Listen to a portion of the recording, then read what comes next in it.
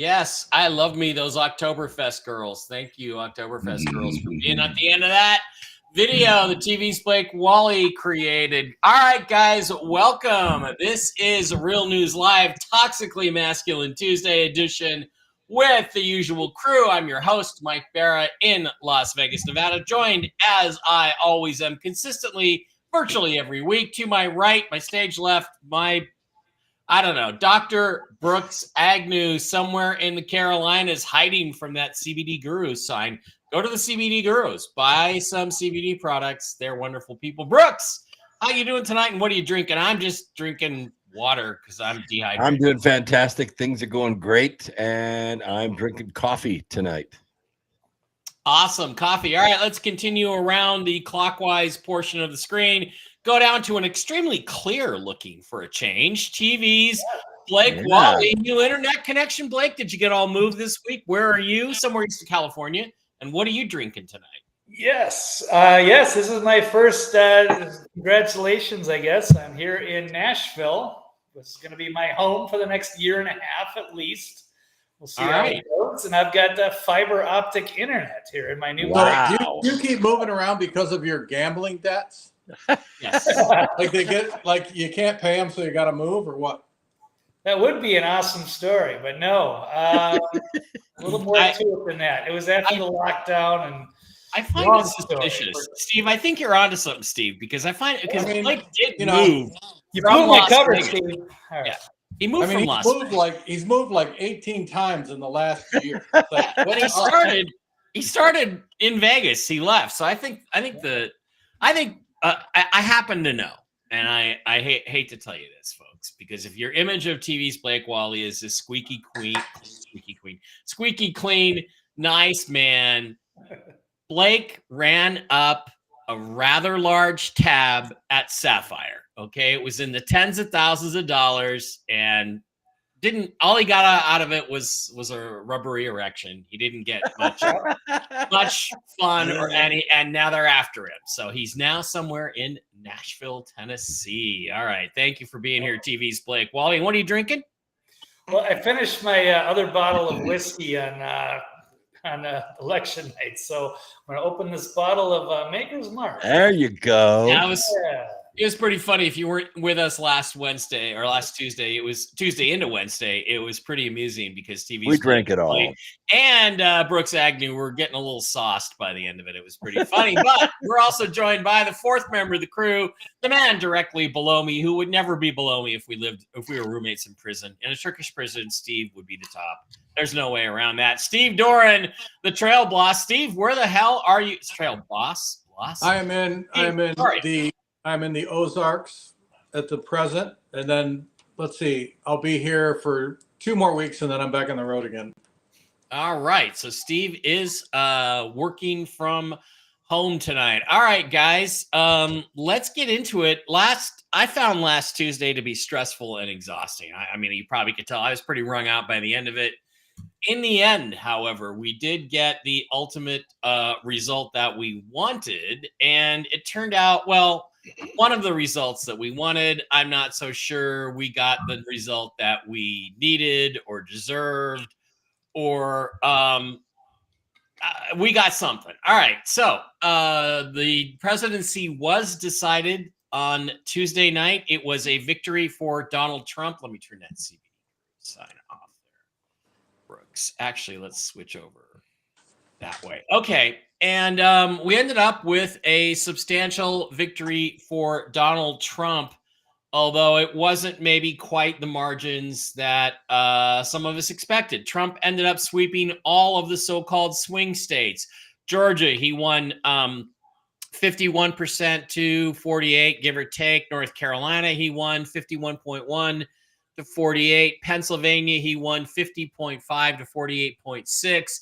Michigan, he won 49.7 to 49.3. That was ridiculously close. Wisconsin, he won by about a point, 49.7 to 48.8. He won Arizona by 52 to 46. That was never a swing state. And a lot of polls had Kamswala Horace up in that state. And in Nevada, he won by about 3 points, 50 to 46 to 47.5. But guys, my disappointment is that we didn't flip any of the traditionally blue states like Virginia, New Jersey that were thought to be in play, New Hampshire, which was thought to be in play, and even parts of Maine and New Mexico, and yes, Minnesota. However, there did appear to be some indications, folks, that there was some shenanigans going on there, at least maybe some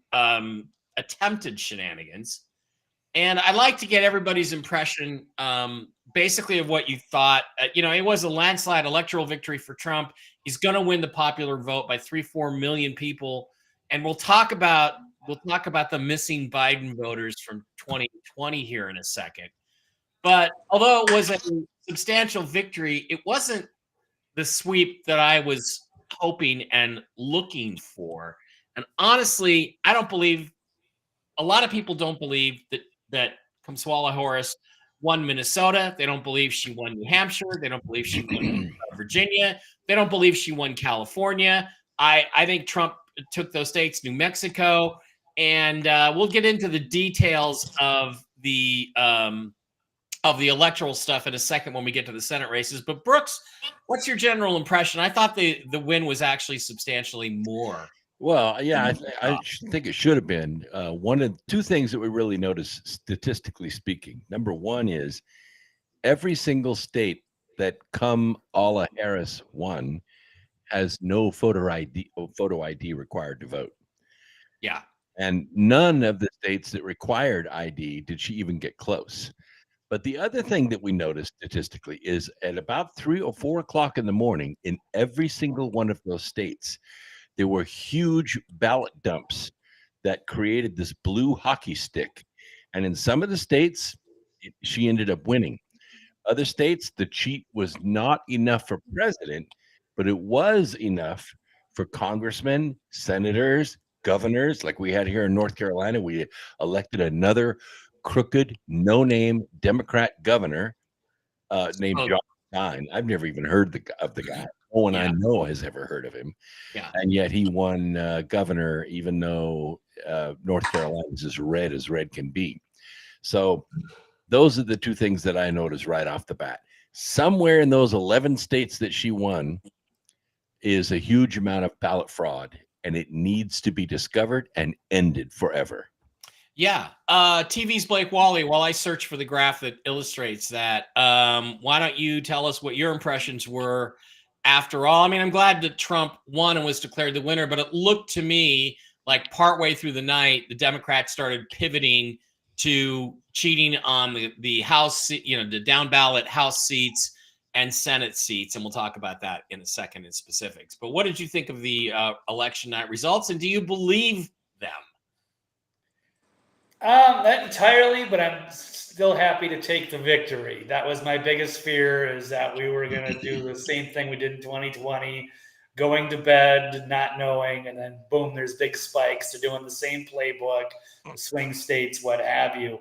So that's refreshing. And it wasn't contested, and at least it isn't so far. So people have taken that, they're accepting the victory for Trump. So that's good. Yeah, no, after we weren't paying attention and after a few days, and it's like we're still waiting for the results, and there's no excuse for none of these places to not have the results in. So it seems like there's definitely shenanigans going on. And as Brooks pointed out, some of the people in chat are pointing out about that, it doesn't seem to add up, and there's no, even without the voter requirements, without the ID requirements, that's been a big thing. So it's time to reevaluate that. That's the way it works in other countries. That's the way it should work here until they changed it for whatever reason, probably opening the door so that they could potentially cheat. So that has to be investigated, because there's no excuse for that. If all the states that Kamala won were the ones where they don't show voter ID, that's a huge red flag. I'm not saying there is, but we should absolutely look at it. So yeah, there's a lot of things to evaluate, but a lot of it's a state thing. So I'm just glad that At the end, they picked up seats in the Senate, which is huge. There could be maybe potentially more. But of course, it took a long time to see if we got the House. It seemed like it almost didn't get confirmed until today. So there should be more. So we still need an audit and to reevaluate our entire election system. Yeah, in fact, this is an example of states where there was voter ID. All of them went red except for one, which is, I believe, Rhode Island. I believe that's Rhode Island. Rhode Island, New Hampshire, but all the other states that went blue were all no voter ID required, which cannot be a coincidence. Steve Doran, what was your impression of what happened a week ago Tuesday, and what do you think about this specific issue? Well, I mean, in my opinion, there's definitely voter fraud going on for a number of reasons. What happened to all the Biden votes? Why didn't all those people come back out and vote for Kamala? So that was a big red flag, which needs to be investigated as to where all those voters went and who they were. Secondly, states like New Hampshire, which are pretty independent. In fact, New Hampshire was one of the first states in the country that you could carry a pistol without a permit. If you were a state resident, you could carry a concealed weapon without a permit as long as you weren't a felon. They're pretty independent. They usually go with the candidate who is more gun friendly. It seemed like at the beginning that New Mexico was going to go red, and some of these other states were going to go red, and then all of a sudden in the wee hours of the morning, boom, they turned blue, with big spikes for not necessarily for Kamala, but for their local congressional and senatorial candidates. So, somebody needs to look into it. It shows clearly that if you require ID, that you get more of a, legitimacy to the numbers than you do if you don't. So I think it should be required on a national level that ID is required to vote. Yeah, I agree with that. I think we all do absolutely agree with that 100%. And guys, just to show you, these are the states where on Tuesday night, when Donald Trump was declared the winner, in these states, Wisconsin, Michigan, Nevada, Arizona, North Carolina, the Republican candidate was well ahead in each one of those states, paralleling the results of Donald Trump. They were absolutely winning and paralleling those specific results. And then suddenly in the dead of night, we got, again, these ballot dumps. This is a graph now of the Wisconsin Senate vote. As an example, they all follow the same pattern. What you see here pretty clearly is that the Republican candidate comes along, takes the lead late into the evening, and then leads the entire way. And then suddenly there is, in the middle of the night, a huge ballot dump. 99. I understand in Arizona, the last ballot dump that put Ruben Gallego over the top. And by the way, the people of Arizona, Arizona did not vote for that guy. It was 99% votes for Gallego. And in many cases, they were only votes for the Senate. So they printed out a bunch of votes for the Senate. And what I find a little odd about this whole thing, gentlemen, just to sort of bring it out, is, if you look at the situation, the Republicans have 53 seats, but it looks like they're going to squeak through in Minnesota and Pennsylvania. But the Michigan race, the Wisconsin race, 54, 55, 56, 57. 57 means Lisa Murkowski and Susan Collins of Maine have no leverage. They can't stop anything. They aren't going to be able to pull anything off, any rhino shenanigans. Yet now that is still in place because of the fact that we have this situation. Whereas instead of having a complete dominance of the Senate, and the same thing, the House is barely Republican. All it takes is one or two rhino or Soros paid defectors to screw up the legislative agenda. And what bothers me is this. Let's start with you, Blake. Why isn't Trump saying anything about this? Couldn't be more obvious that fraud is involved here. Well, maybe Brooks, maybe you want to go. You look like you're anxious. Go ahead and go, Brooks. Well, I think he's concentrating mostly on getting his cabinet filled and making sure that there's no blockades to getting that approved, which I'm sure we'll discuss what's going on in the Senate right now. But I do think that things are happening. For instance, there has been a police report filed in Nevada. That's important, and it is directly related to election fraud. I think that Laura Trump is on it and her attorneys are on it, and I think you're going to see other allegations and official police reports made in these other 11 states as well. Okay, Blake, I'm personally torqued that Trump isn't saying anything about this, because he should be out there saying, at least 4 Senate seats have been stolen, and we're going to definitely dig in and audit these states. Or is he laying back? Is he waiting? Because I've seen a lot of stuff on Twitter where Democrats are demanding recounts for the opposite reason. They're saying, well, look at all these people who voted for the Senate for a Democrat, and then supposedly they voted for Trump for president. There's something wrong here. Democrats are calling for states to be audited, which I think is a trap. What do you think about that situation? And doesn't the fact that most of these Senate seats it should tell you, if you have any brains, that when they only vote for Senate and don't vote for president, that it's a fraud ballot. But aren't they? Do you think they're dumb enough to open up that can of worms? Yeah, because I do. They believe that, and they want to believe it. And so, yes, hopefully it is a trap. And then they can investigate and then find out it's even worse than they imagined. So, yeah, go ahead and take the bait. I think you were absolutely right when you called that out. You've been right on top of it. So, and I think it's hilarious that Paul is talking about election fraud. 2020 was so bad and it was so ridiculous. You had 81. Now we've confirmed that there's 10, 15 million extra people that somehow voted in 2020 but didn't do it this time around.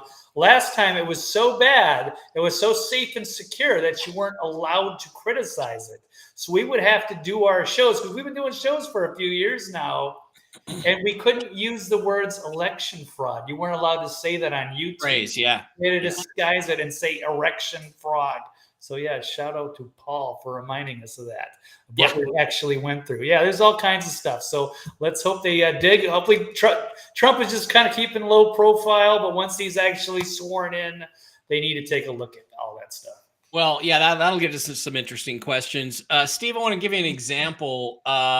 This is a ballot in Arizona that Maricopa County has confirmed is a confirmed signature for a ballot. On the left is the signature that they had on file for this voter, Alexandra DeAndrea.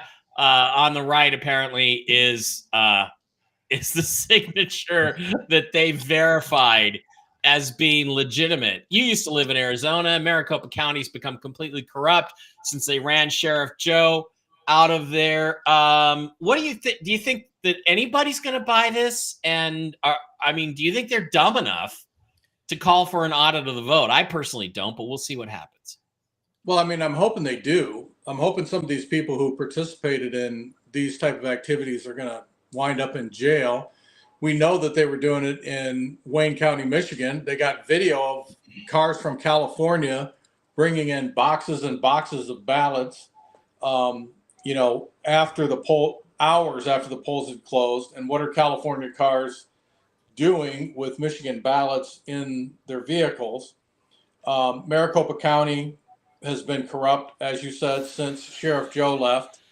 The same holds true there, that they need to do an investigation. I believe Carrie Lake, she was up. She should have won it hands down. I think she should have swept the whole state. Everybody likes her. Nobody even knows who this other dude is. So the fact that he won is just mind-boggling, because nobody's ever heard of the guy. They don't, and all of a sudden he shows up and boom, he's the candidate that they elect. So I'm hoping that the states, really, bear down on these counties. They go in, if they do what they did last time, like, oh, we burned all the ballots, we have no evidence, good, you're going to jail. just for destroying evidence, because you're supposed to keep them, what, 7 years or something like that. Yeah. But anyway, put him in jail for that. I think with Trump not coming out and saying anything right now, I'm going to give him the benefit of the doubt. I mean, he's got a lot of work to do, appointing his cabinet members. He's got a lot of meetings, a lot of people he's got to meet with and make his decisions on what direction he's going to go. And of course, he doesn't want to rock the boat too much. I still think he fears somewhat for his personal security.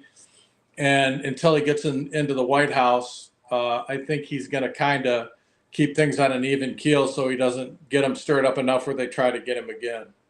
Yeah. I think, honestly, I do think he's not saying anything because he wants the Democrats to demand an audit.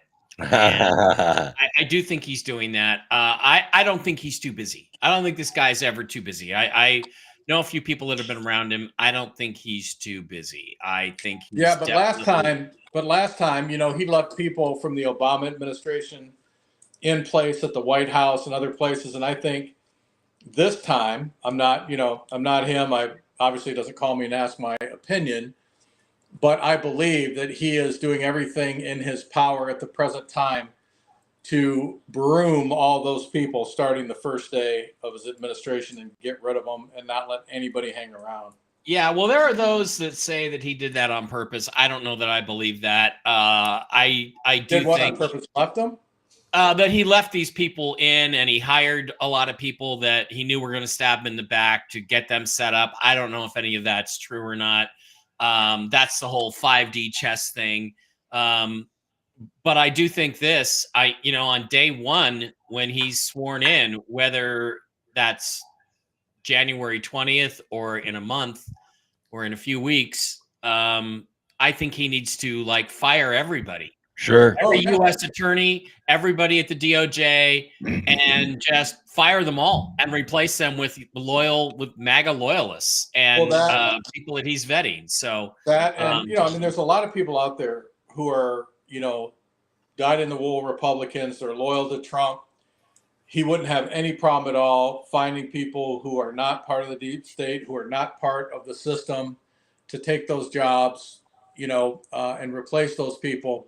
And the other thing that, the other big question that has to be answered, this is a little off topic, but it bothers me every time I think about it, is, one of the first things he needs to do is those 350,000 missing kids. People need to go to prison. Heads need to roll. That needs to be number one on his agenda while it's still fresh. Where did these kids go? Who was responsible when they came up missing? Who did they go to? And all of those people need to get the maximum term in prison. And if they can give them the death penalty, give them that too. How do you lose 350,000 children? It just, I said, every time I think about it, I just want to blow up. Yeah, especially when you consider a lot of them. Sorry, go ahead. Well, especially when you consider a lot of them are probably no longer alive. Correct. Yeah. Why did I call you, Jen? I have a story to tell you. I have some information to give you. So you're just going to have to wait till the show's over and I'll call you again. But yeah. Okay, so let's move on and just take a look at this. Something else that I think is kind of funny.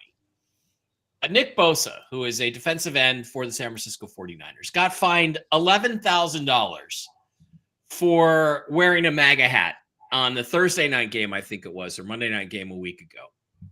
And before the election, he got fined by the NFL. Of course, Black Lives Matter is fine. Kneeling is fine. They put Black Lives Matter on the back of their helmets. That's not a political statement. Again, this is basically showing the corruption and inauthenticity of the NFL. But this week, he had a sack in the game, in the 49ers game, and he did a cute little dance. It seemed kind of reminiscent. And then after that, I have one more question. Let's take a look at the dance that Nick Bosa did. Kind of did this. Isn't that the Trump dance? That's the Trump dance, right? Isn't that what that is, guys? Yes, it is. Looks like it to me.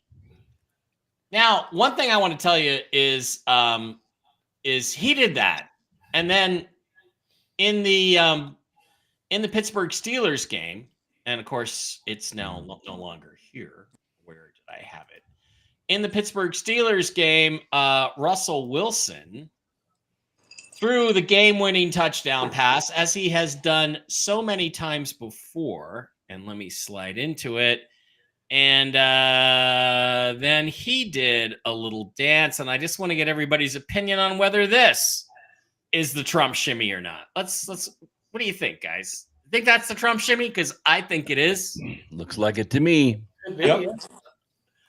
That would be a big shift for Russell Wilson to move to the right and be a Trump supporter, because he pretended to support, at least under pressure, probably from his celebrity wife Sierra in 2016. Well, I mean, let's face it. Even though they make millions and millions of dollars, they want to protect their investment just like everybody else.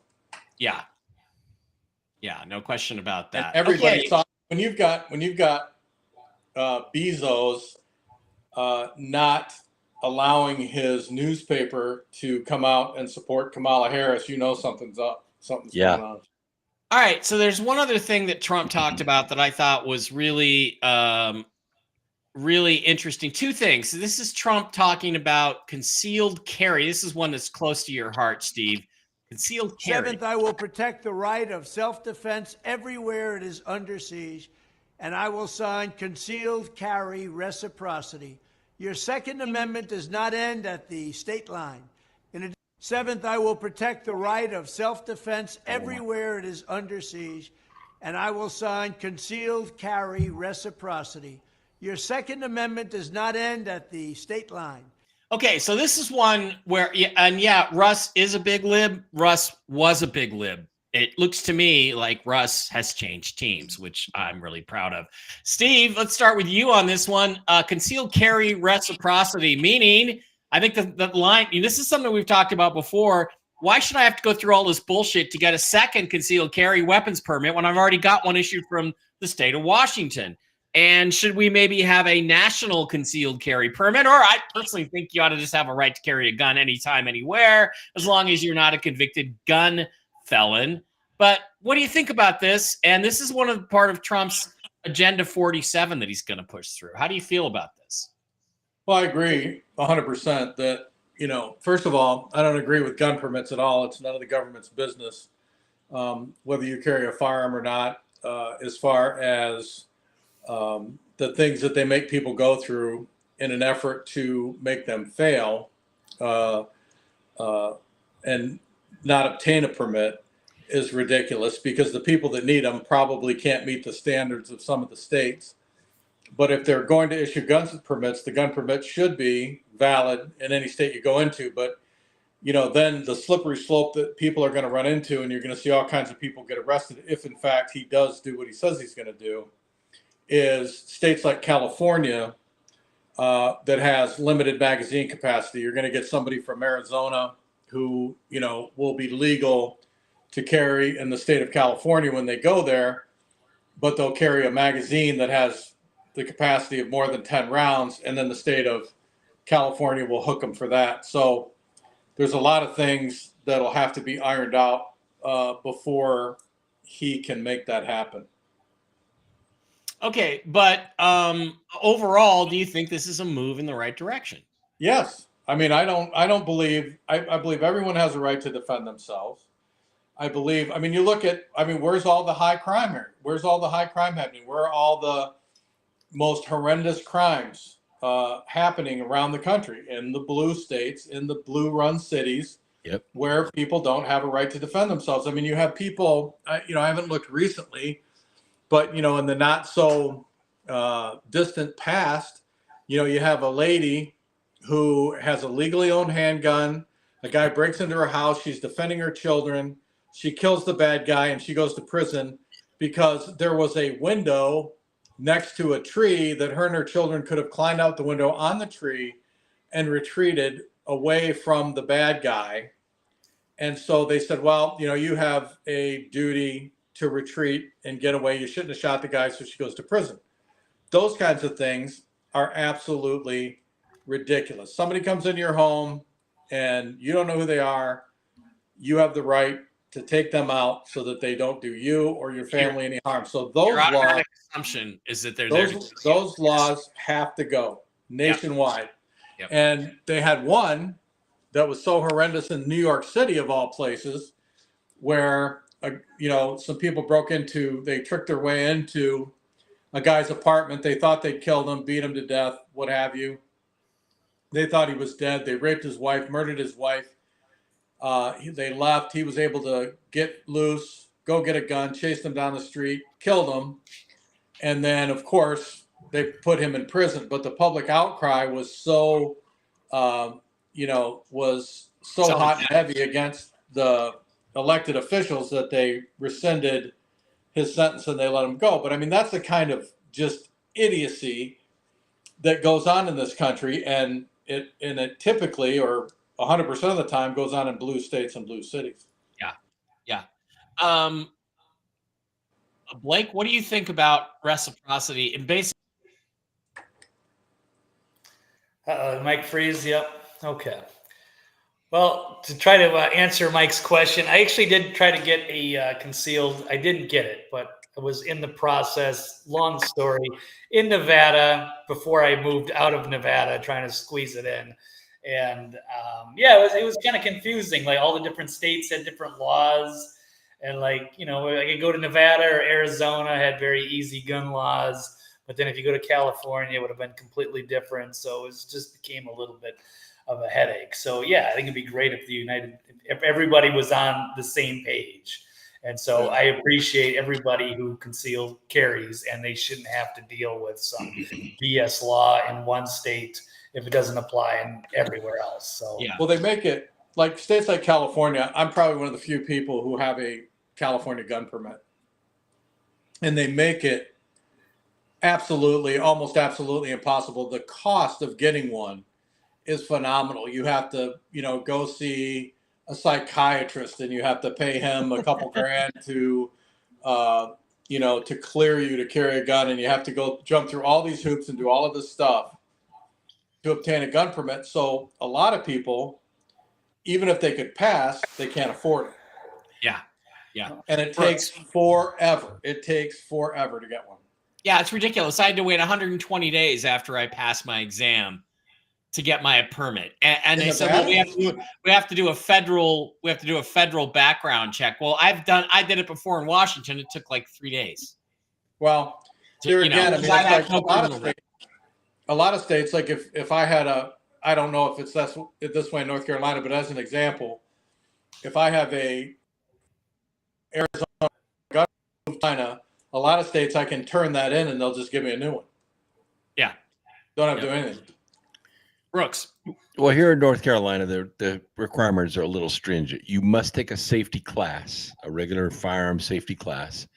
You got to pass that. You take your diploma from that to the sheriff. You go through a face-to-face interview, and he determines, and then they do a background check. They look for wants and warrants. And if you've ever had, for instance, domestic abuse or a DUI or anything like that, that's going to knock you out. If you haven't had any of that, then they approve it. And then I think it's 2 weeks later, the permit comes in, and then you can renew it every 5 years. Now, the advantage for having one in North Carolina, you can only get a permit to buy 4 guns. And that's it. Once you buy the 4 guns, that's all you can own, unless you have a concealed carry. Then you can buy as many guns as you want. The other thing is that when the sheriff interviews you, he asks you, if called upon, would you accept being deputized? And he checks a little box if you say yes. So he's got like 65,000 concealed carry holders just in our county, that he could call upon as deputies. This is crucial to the security of the United States of America. One more thing. Now, the issue is if I drive to DC, which is about 6 hours away from me, 5.5, 6 hours. Right. If I go through Connecticut, I could be arrested for having my gun in the car. Right. I have to be very careful in Connecticut not to get pulled over. Reciprocity would allow the gun permit I have in North Carolina to apply in all 50 states. That's why it's important. Well, Yeah. They can't stop you in a transport. Like as an example, if I'm traveling from Ohio to West Virginia, Maryland is one of the toughest states and has some of the toughest gun laws in the United States. They can't stop me from carrying my gun across their state, but it has to be unloaded, locked in a case, blah, blah, blah, blah, blah, blah, blah. In other words, it's a club.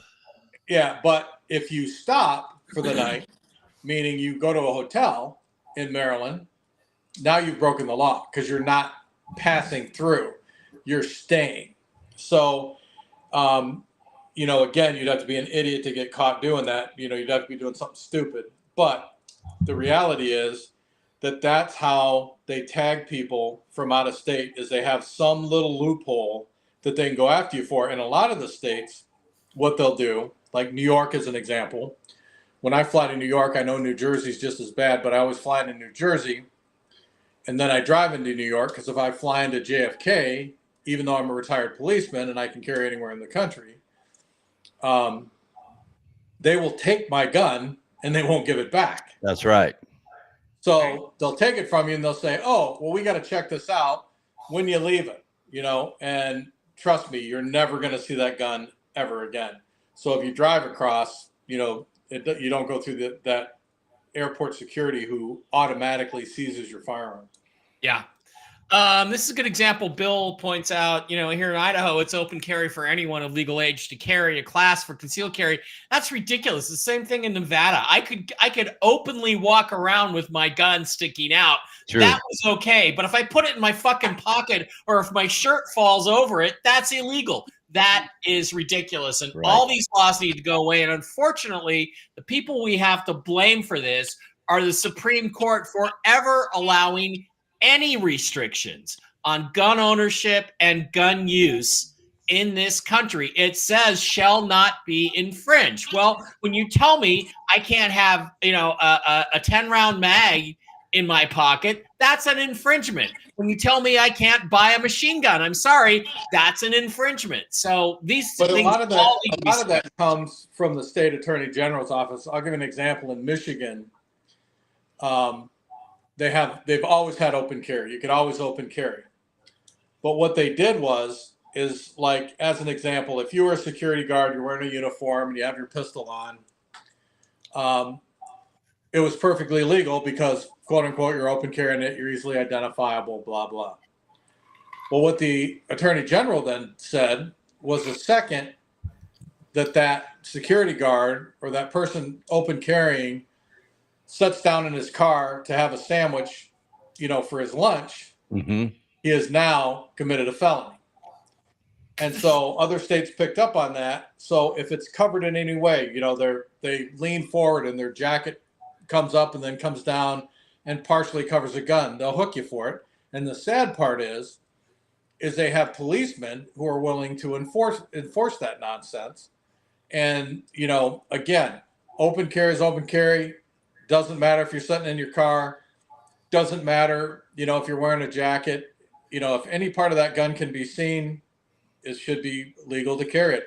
There should be no reason that anybody should get hooked or arrested. Back when I was in the Marine Corps in North Carolina, this was years ago, obviously, but you could take your pistol, and as long as you got pulled over and you put it on your dashboard, you didn't have any problem. It's if you had it in your glove box or whatever on the seat, but if you got pulled over, you put it on the dashboard, and that's all you had to do, and you're totally cool. Yeah. Well, this nonsense needs to end. And hopefully Trump does make it a priority. Okay, so one of the things that came out is after the election, they started re-releasing or reposting the Agenda 47 videos that Donald Trump started making in 2022, 2023 to let people know what he was going to do. And one of them is about 3 minutes long. I don't think we'll get through the whole thing, but he talks about how he's going to dismantle the deep state. So let's take a look at this. And I want to talk about one of the issues in here that I think is really significant from an electoral perspective. Here's my plan to dismantle the deep state and reclaim our democracy from Washington corruption once and for all. And corruption it is. First, I will immediately reissue my 2020 executive order restoring the president's authority to remove rogue bureaucrats, and I will wield that power very aggressively. Yes. Second, we will clean out all of the corrupt actors in our national security and intelligence apparatus, and there are plenty of them. The departments and agencies that have been weaponized will be completely overhauled so that faceless bureaucrats will never again be able to target and persecute conservatives, Christians, or the left's political enemies, which they're doing now at a level that nobody can believe even possible. Third, we will totally reform FISA courts, which are so corrupt that the judges seemingly do not care when they are lied to in warrant applications. So many judges have seen so many applications that they know were wrong, or at least they must have known. They do nothing about it. They're lied to. Fourth, to expose the hoaxes and abuses of power that have been tearing our country apart, we will establish a Truth and Reconciliation Commission to declassify and publish all documents on deep state spying, censorship, and corruption, and there are plenty of them.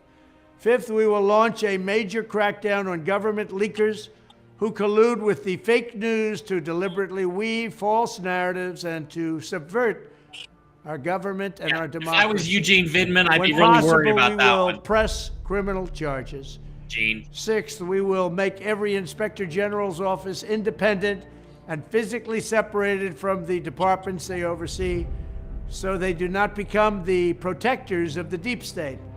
Seventh, I will ask Congress to establish an independent auditing system to continually monitor our intelligence agencies to ensure they are not spying on our citizens or running disinformation campaigns against the American people, or that they are not spying on someone's campaign like they spied on my campaign. Eighth, we will continue the effort launched by the Trump administration to move parts of the sprawling federal bureaucracy to new locations outside the Washington swamp. Just as I moved the Bureau of Land Management to Colorado, as many as 100,000 government positions could be moved out, and I mean immediately, of Washington to places filled with patriots who love America, and they really do love America. Okay, that's where I wanted to get to, because I think that is the most important thing. First of all, Eugene Vidman, I'd be really worried about the part where he says we're going to go after people that create false narratives for political purposes. So Vidman, you're going to fucking prison where you're going to get butt fucked to death, I hope. Anyway, well, of course, you probably love that, Gene, because obviously you're a queer bait. Anyway, that last part is significant, and this is something I thought Trump should have done. You want to know how to flip New Mexico in the next election? Break up Los Alamos National Laboratory. Either move most of it to a deep blue state like, I don't know, Illinois, that you're not going to win anyway, or even New York, or move it somewhere where the state is so red that the number of new Democrat voters coming in can't possibly make a difference electorally. Same thing with all those jobs in Washington. Guess what? You move 100,000 jobs out of Washington. Guess which state flips? Virginia flips. It came very close this time. It'll definitely, and even, we may have actually with the fraud.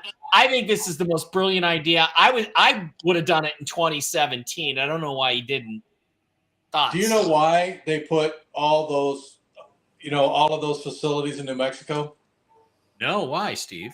Because the state of New Mexico, without the federal government being there, would go completely bankrupt. Yeah. They have no industry to speak of. They have no way to support themselves without the federal government. And it's a historical fact. The reason they moved everything there is because just prior or just after New Mexico became a state, the federal government did not want to have to foot the bill for welfare and all kinds of federal aid to keep the state going. So they moved all of those federal, all of the, military bases, Los Alamos, all the federally funded facilities to keep the state alive. Yeah. And so if you were to move Los Alamos out, which I wish they would, if you were to do that, you would find that the state in a relatively short period of time would go into bankruptcy. Yeah, well, I don't know if they need to move the whole thing, but move enough of it out, because there's a lot of different labs there, and move enough of it out to. I'm for moving the whole thing. It's so freaking corrupt. It's so corrupt. I'm for moving every bit of it. If only we had somebody on this show that was formerly the second in command of security for Los Alamos National Laboratory and broke up a huge corruption ring at Los Alamos National Laboratory and actually got a profile on CBS's 48 Hours. I could believe what that guy has to say. Steve, you know anybody? And who was on the O'Reilly Factor 7 times? If only we had 200 or 300. If only we had that guy. So since that's you, I do want to ask you. Yeah, so you're saying that there will need to be some new industry brought into the state in order. First of all, it's one of those things where the same people over and over and over and over and over again are awarded the contracts. They have inside information. They know what to do. They know how to get the contracts. They need to start from the beginning. They need to start fresh, wipe the slate clean, get rid of all the administration, all of them, and bring in new blood that bring in people who are not corrupt, who love this country, who want to see the country flourish, who aren't going to sell our secrets to China and Russia, foreign countries, and give away the farm, and who are actually concerned about security, who won't have, and I'm not going to say certain things, not because it isn't public knowledge, but I don't want to put any more out there than it's already out there, but where they have facilities that are virtually unsecure, that any terrorist organization could walk into, take whatever they wanted, leave, get out of the country before anybody could respond and take them out. Yeah. Steve, I'm going to nominate you to be the head of security at Los Alamos when I'm president. I want to be a U.S. Marshal, because then I can enforce any law anywhere at any time. And then I'm just going to go around. I can be Trump's lapdog. You know, he can just say, hey, we're having a problem over here. I will happily go there, arrest everybody involved. There you go. And we're going to talk about how you can do that in the before the end of the show.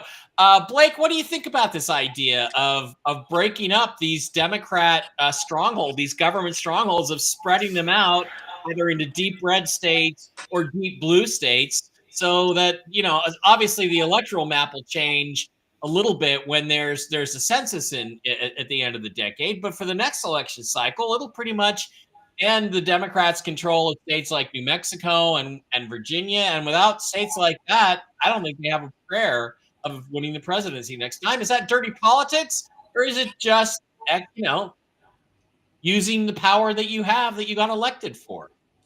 No, I like it. I think it's a great strategy. I hadn't thought of that. So that could absolutely swing things. So I'm all for that. There's a lot of great things to be taken out of that speech. So it was refreshing to hear.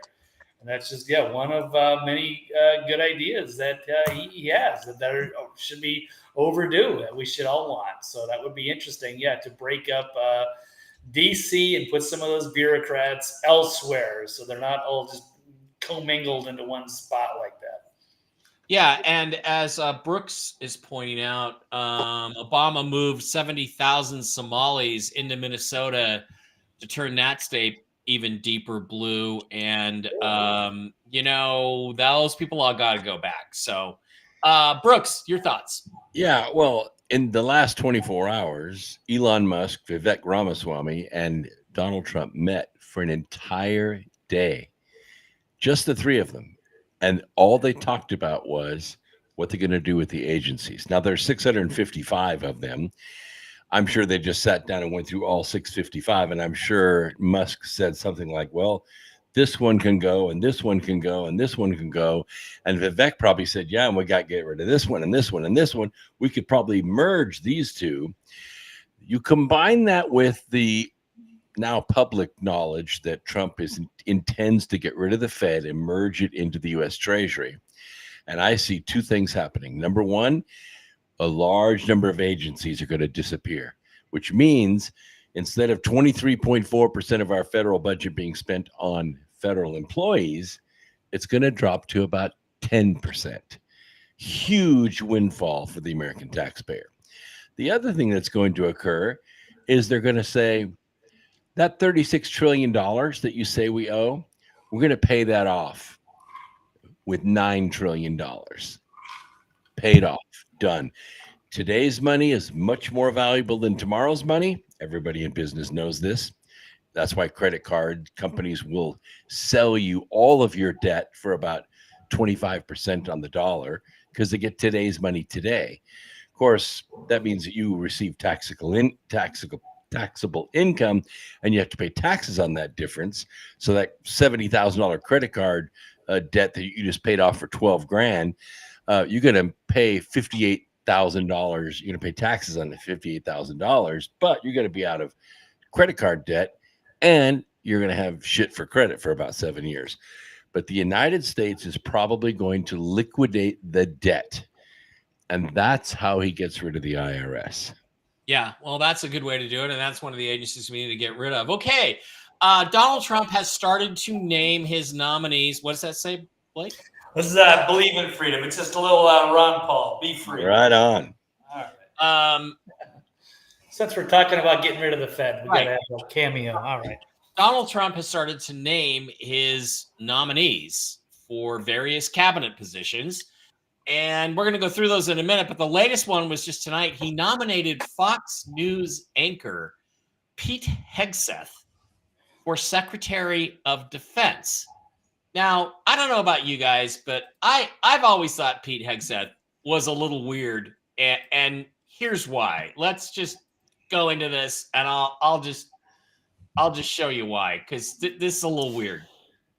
As I told you, my 2019 resolution is to say things on air that I say off air. I don't think I've washed my hands for 10 years. Really, I don't really wash my hands ever. Help me.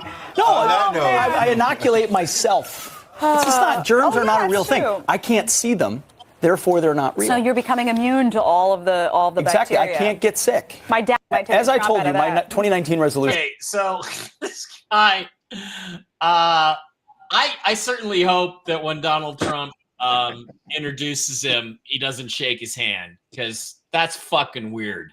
All right. And you notice that, what's her name? Jedediah Bila there, when he says that, she's kind of goes like this, starts leaning away from him.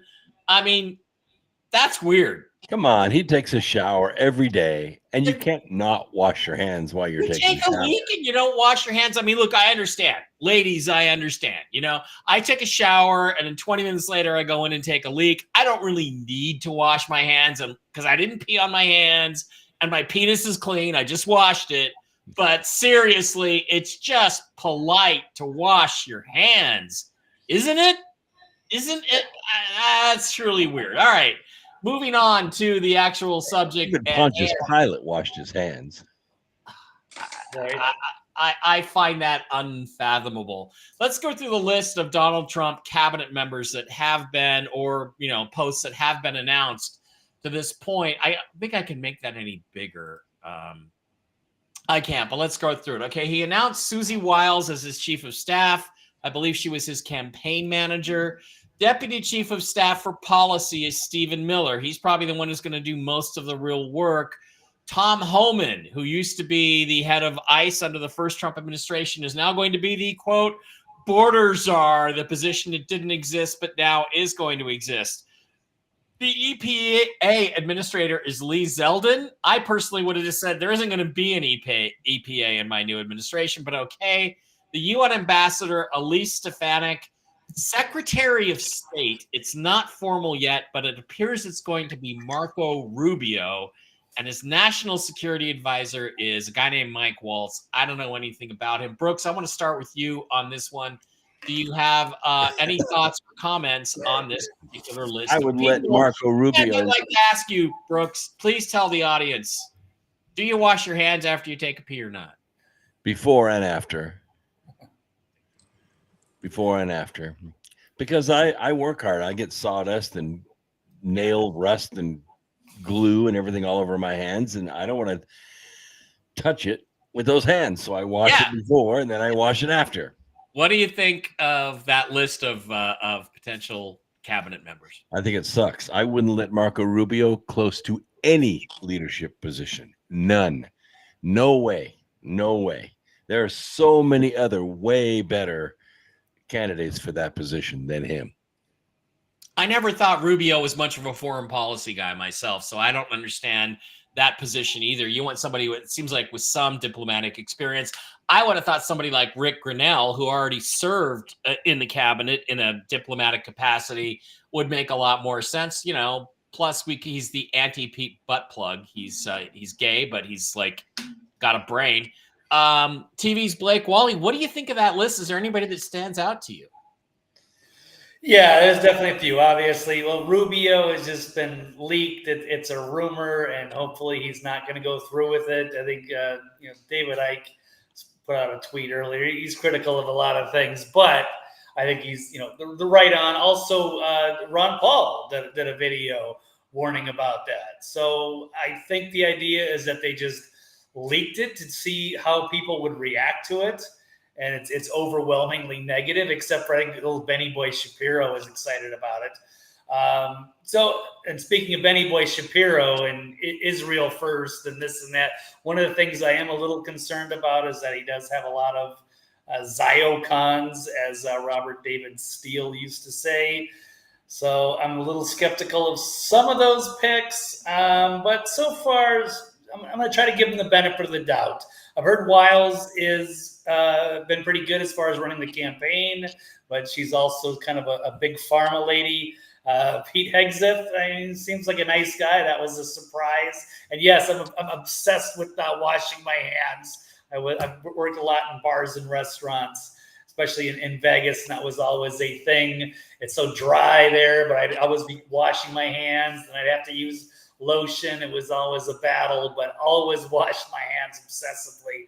I think that's about all I've got to say. The other pick, I do want to mention Tom Homan. Is that Hoban? Yeah, Hoban. Hoban. He seems to be legitimate. Yeah, he seems to be a very serious guy. And as Steve said earlier about going after the kids, like that was one of his main things. Yeah, that he was pissed off that there's 325,000 missing children, and I think he's like a New York detective or something. Yeah, he will shut that fucking border down. He was the head of ICE, I believe, in the first Trump administration. He will shut that border down. Steve, any comments on any of those people from you? Mark Rubio down. I'm hoping it's just a rumor and it's not legitimate, and he picked somebody else. That guy is nothing but trash.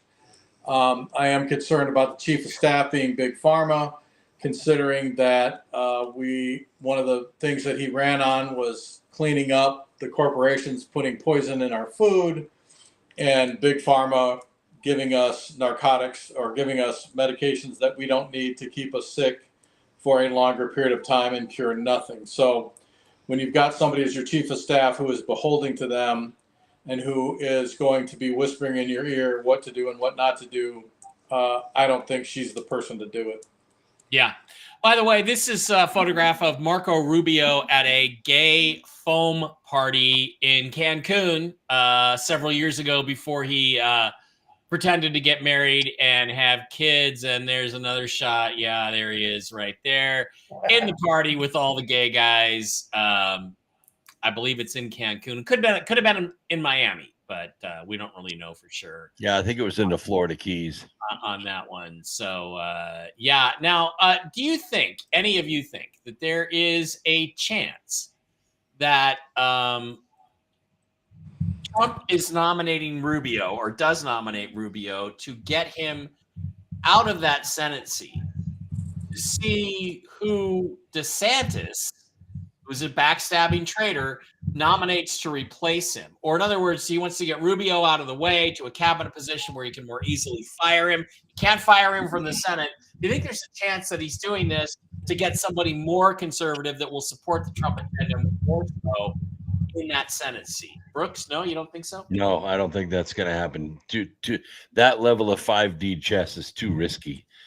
But what I do see happening is a coup going on by the liar Chinese spy Mitch McConnell. Right. And the situation we have with McConnell is that he's nominated John Cornyn and John Thune are his two main candidates to replace him in an unnecessary vote. This vote is not required. Yeah. It's not. The new Senate should be voting in the majority leader, not the old Senate. Exactly. And Rick Scott is a MAGA guy. He's challenging it. He's running third right now. I was going to bring that issue up, but let's just talk about it now. First of all, people think there shouldn't be a secret ballot. It should be a public vote, and everybody should know which senator. Absolutely, they should. That is like number one. No secret ballots. Everything they vote on should be open to the public, and everybody should know who voted for who. Right. Who voted on what. And I also hear that there's a fourth candidate that Trump really prefers, so he's going to let these guys spin their wheels, and nobody gets enough votes. And so they bring in a fourth candidate. Does any of that make any sense to anybody, Blake? I hope there's some strategy behind it because I don't really like any of them. I guess Scott is the best of that group. And you're absolutely right. They have no business, the old Senate, trying to nominate, get somebody, their new leader up already. So let the process play out. I know Steve Bannon has been very vocal about that, threatening these guys that we are going to leak who you guys voted for. And I was disappointed by some of the people, like Ted Cruz. But I don't know what these alliances are behind the scenes, but that's not relevant to us. Yeah, you're in a similar situation to the first administration where Paul Ryan and Mitch McConnell conspired to basically choke off the Trump agenda legislatively, and he can act according to his executive orders, but that's not the way you prefer to do it. For instance, apparently there's 1.2 million illegal aliens that have already been told you have to leave that haven't left yet. Those people can be rounded up and immediately sent out. That only leaves another 10 million after that. So, I think it's an ongoing problem, and it's something to keep our eye on and something to watch. By the way, Kristi Noem also is part of that, got nominated, I think, for DHS. What do you guys think about that? Yeah, she shot her dog. Not okay. But what do you think about that, Brooks? Well, I think her head's in the right place. It's just too small of a head. Okay. South Dakota is a state of about 4.5 million people. True, she didn't mask up and she didn't, implement a lot of the COVID mandates that the federal government is trying to push. But I just don't think she's dynamic enough or got enough bandwidth in her brain to be able to handle an agency with that broad a scope. Everything from TSA to the border. Look what Alejandro Mayorkas has done. Look what he has done. The power of that position is unbelievable. And I think someone in that position has to have the bandwidth and the moral guideposts to go in the right direction. And I just don't think Kristi Noem is the right person for the job. She could do other jobs very well, just not that one. That one's too dark. It's too dangerous. Okay, last issue, and this one is really, really important. Liberal women have announced that they are not going to have sex with men for the next 4 years because it was men who put Donald Trump into office, and they have said they have started shaving their heads, dyeing their hair blue, or wearing blue necklaces and blue bracelets to indicate their displeasure with men. And guys, you're just not going to be able to have sex with this guy. I'm fine with it. I think that I'm happy that they're not going to breed anymore, but I think Planned Parenthood will probably go out of business. Yeah. I support them in everything they're doing. I want to go on public record saying I support them 100%. Me too. Just keep going. Don't go 4 years. Go 8, 12, 14, whatever. Keep going. First of all, ladies, all you liberal women, you're all sluts anyway. So we know for a fact that you're not going to be able to hold out for 4 years. But here's the cool thing. If you do get pregnant, you're going to abort your baby anyway. But here's the thing. MAGA You need to get out there and fuck like rabbits, okay? You need to make babies left and right, MAGA babies, and raise them right so that in a generation, in 18 years, that you can take over and say, yeah, we are now the completely dominant political party in this country. We have a unique opportunity here. Look at it as the American Lebensraum program, okay? We get a chance to make all the MAGA babies we want. Go for it, ladies. Get out there, find your man, get married, have children, have 3, not 2, have 3. Let's make MAGA a permanent thing. Let's make it a generation. I completely agree with conservative persons having more children. We need more conservative children out there who are going to take over. When people like us are gone, I realize, at 28 years old, I'll be around for a little while.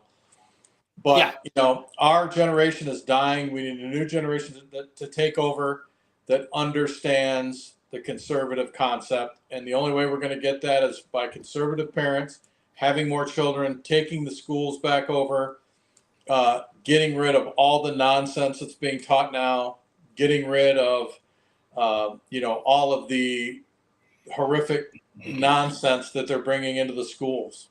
Yeah. All right. So remember, guys, if she has purple hair and she hates Trump, or she has no hair and she's wearing a blue necklace, cover up, cover little Charlie up. All right. But if she goes to church, if she's sweet, if she's got blonde hair, if she's a doll, if she's an American beauty, go raw dog, marry that girl, and make babies with her. That is your mandate. We have our political mandate. MAGA, that is your personal mandate for the next. Have a minimum of 4 children. 6 would be better. There you go. There you go. Go out there and take care of that. All right. One last thing. There is a site where you can nominate people to be part of the new Trump administration. And what I wanted to do is show that. And by the way, I believe my name has been submitted as a nominee to work for the Trump administration. But this is apparently part of the Kennedy thing. There's a form here you can submit, Trump's vision for agency leadership. You're looking for nominees in the health, food, agriculture, environment, education, economy, housing, technology. That's where I find out. We need to get Brooks Agnew up there. I have had somebody submit me. I don't think you can submit yourself, but I've had somebody submit me for these positions. And I'm just going to tell you, get out there. It's called mahanow.org, nominees for the people. Let's get out there. I don't know if Trump will really listen to any of this stuff, but get out there and get on those lists and vote for the good people. I think Dr. Sala is put on that list. I love Mike. You can do better. Mike believes a few too many things that he really should not believe. So, all right, guys, what do you think? Any final thoughts? I mean, we're in a situation now where we've hit the beachhead, right? We've landed on D-Day. Okay, yeah. Brooks says, please feel free to submit me. Yeah, it's okay. We've hit the top of the cliff. We've cleared the beach. We're on the top of the cliff. We have won the battle, but we have not won the war. There's a lot of fighting left, and these guys they don't like losing, and they can do something terrible. We're not even close. We still have a long way to go. All right, gentlemen, what do you think? Let's end with this. What do you think in the next week is the one thing we need to be the most concerned about before next week's show that needs to be taken care of in this process? Brooks, I'll start with you. It's got to be to stop this early vote in the Senate. We cannot allow Mitch McConnell to slide in an anti-Trump leader of the Senate, because that will stop all the judges, all the U.S. attorneys, all the cabinet members will be tied up for 2 years, and Trump will not be able to get his agenda going unless he just uses acting secretaries, which is exactly what Biden did, because he couldn't get his nominees through. We still don't have a Secretary of Labor to this day, but the acting Secretary of Labor is screwing us every single day. Yeah. Yeah, tomorrow Trump is going to go meet at the White House. I would not have met with Joe Biden. I would have said, I do not acknowledge that Joe Biden won the election in 2020. I see no reason to meet with him. I already know what the job entails. I already know what I have to do. I wouldn't have gone. And good for First Lady Melania Trump. Joe Biden invited her and she said, you raided my panty drawer. Fuck you. I would have done the same thing if I'm Trump. But, you know, I'm hearing some people, oh, let's unify. I don't want to unify with these douchebags. Yeah. Blake, what do you think is the most significant, important issue facing the country in the next week, the next 7 days? Well, I definitely agree with Brooks, and I know Steve Bannon would too. We all need to be focusing on what they're trying to do. The snakes in the Senate, the old guard, trying to mess things up and sabotage the upcoming Trump administration. And we also have to be very vocal about who his cabinet picks are. We cannot tolerate some of these Ziocons. Yeah. They get a few seats, but not all of them. The Optimatis are going to strike back. The Optimates or Optimatis are going to strike back. The website for the Trump nominees. Okay, that's good. Put that in chat as well. Steve, what do you think is the most critical issue facing the president-elect in the next week? As much as I hate to admit it, I'm going to have to go, well, not Brooke so much, but I'm going to have to go with Blake as far as the cabinet members. He has to be very careful with who he selects and puts in there. We have to make sure that that vote doesn't go down with the Senate. And, you know, last but not least, Trump really needs to focus on his personal security and make sure that he is watching every move he makes before he makes it until he gets into the White House. Mm-hmm. Right. I think, just for my 2 cents, the most important thing to focus on is the down ballot fraud. And he needs to start talking about that. He needs to start pushing it, because here's the thing. The more he brings it up, the more the left, who is completely reactionary at this point, will say, all right, fine, let's go ahead and audit it. In fact, he maybe should say, well, maybe, I don't know if we should audit these races or not, because then the left is immediately going to want to audit Michigan or Arizona or Pennsylvania or something like that. He needs to trick them into demanding an audit of the vote in any one of these states, because once we have one, we can use that as an excuse to look at all the swing states. And then after we find fraud in all the swing states, we can start looking at all the states. So I think that's the most important thing he needs to do, because I think the depth and breadth of this sweeping victory is far greater than what we've been led to believe at this point. And I am sick and tired and don't need to be going through this bullshit for the next 4 years of how this is such an evenly divided country. It's not. Okay, guys, there is actually one more thing I wanted to ask you about. Everybody in the media knew that Trump had won probably by 2 or 3 o'clock in the afternoon. I've watched some of the election coverage, and they were saying, well, people were saying that, preserving democracy is the number one issue. Well, that bodes really well for Swallow Horace, except that people who responded that was an important issue were actually, in many cases, Trump Republicans, who were saying, yeah, it's really important because they stole the election in 2020 and the lawfare against President Trump and all that. But these people knew for hours. Basically, I watched Fox. Fox knew for at least 5 hours before they called these races, that Trump had won Georgia and Trump had won North Carolina, Pennsylvania, and won Pennsylvania. And they refused to call it. So, Blake, you're kind of our media guy. Is there anything we can do on the mainstream media to put pressure on the mainstream media to start telling the truth? And, people say the mainstream media is not relevant. Well, guess what? They are relevant to the extent that, because until somebody says he won, nobody believes that he actually won. Yeah, we definitely got stuck on that last week. It was like, okay, everything was moving along and they were calling out states like normal. And then all of a sudden there was this huge pause. Like we're waiting on them to make it official. So that was ridiculous. Until I think somebody said Newsmax called Pennsylvania. And then finally the rest of them had to reluctantly go along with it. Like they were waiting for something. Yeah.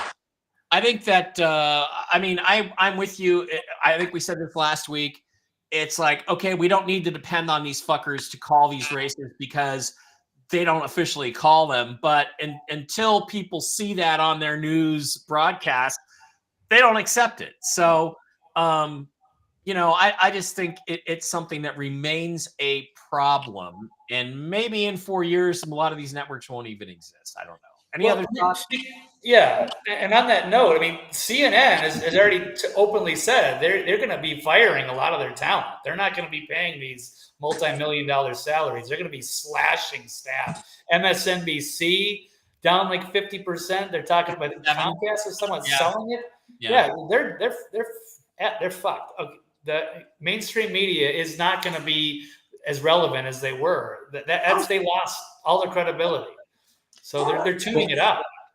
One other thing, guys.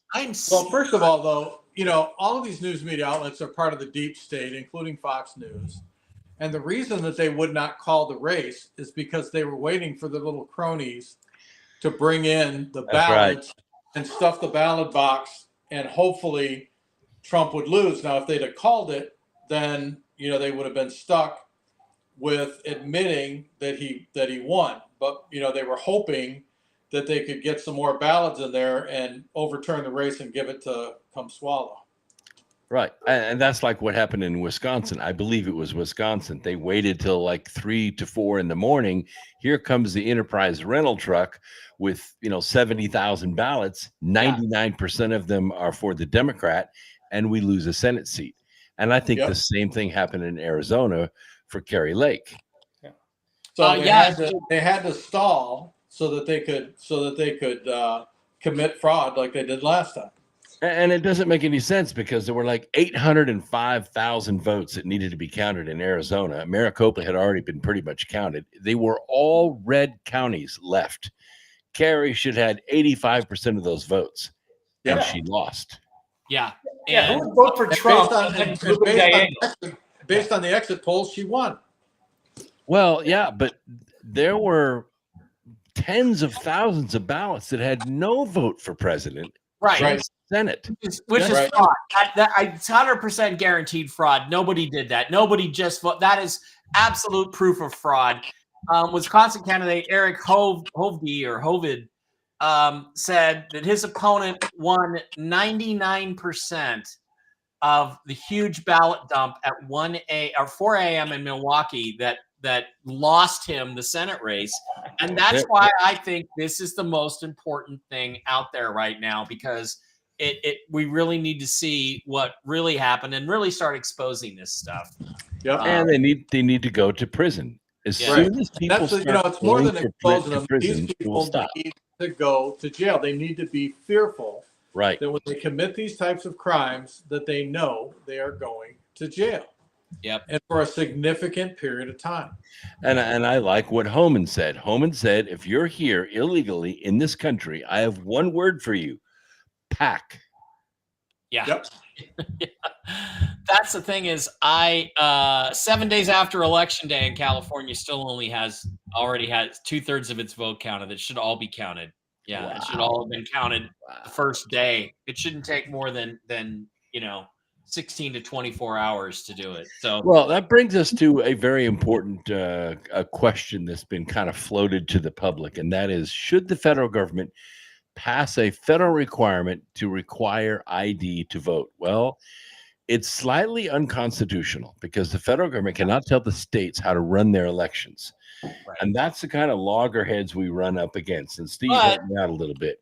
It seems reasonable that the federal government under the Constitution can say, and I don't know exactly where it says it or what the language is in the Constitution, that you have to be an American to vote in an American election. That's pretty obviously a federal responsibility. Yeah, but you should be able, you should be a live American, and you should be an American that lives in that state. So, I mean, how do you do that with a state like Washington that has no in-person voting? It's all mail-in voting. Yeah. How do you get that person to scan their driver's license, both sides, when they request a ballot? You ban mail-in voting is how correct.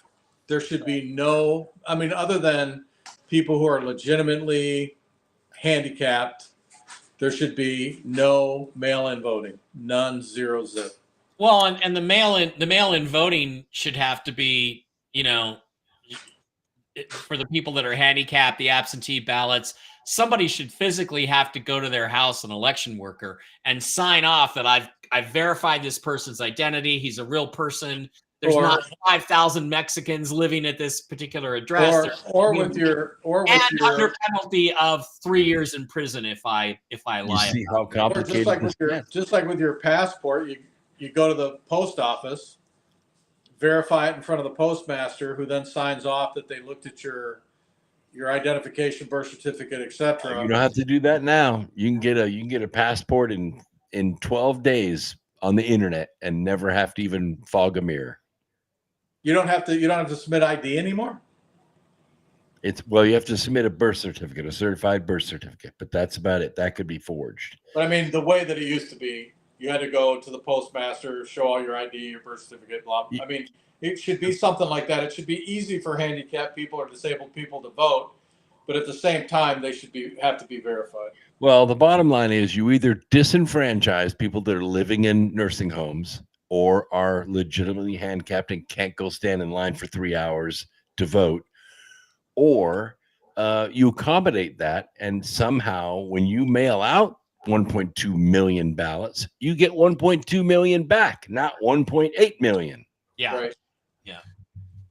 All right, guys, that is going to wrap it for Toxically Masculine Tuesday. Everybody have a great Wednesday. I'll be back tomorrow with Jen. Maybe we'll talk about some of these issues. Jen has said there's a plan. There's a plan to trap these guys into challenging these election results. We shall see. One more thing. That. Yes, Brooks. We haven't done it for a couple of months. Cold and flu season is coming. You know they're going to release some badass shit this fall. If you don't have your ivermectin and hydroxychloroquine, you can get it at my website. Okay, do that for yourself. Do that for your friends and family. That's right. By the way, all of his co-hosts do that on a regular basis. That's right. We'll put the link into the chat, but it is just basically brooksagnew.blog, and go to the therapeutics, and you can pick up your Ivan and your Roxy, and Fenben is out there now, and it's really cool stuff. So thank you. Get that. And all right. That's it, guys. Thank you for being here. Great show. Again, we'll be back next Tuesday as we see how this thing evolves. Peace, live long and prosper, and go kick some Democrat ass. Right on. Any chance you get. Love you guys. I'll see you tomorrow. We'll all see you in a week.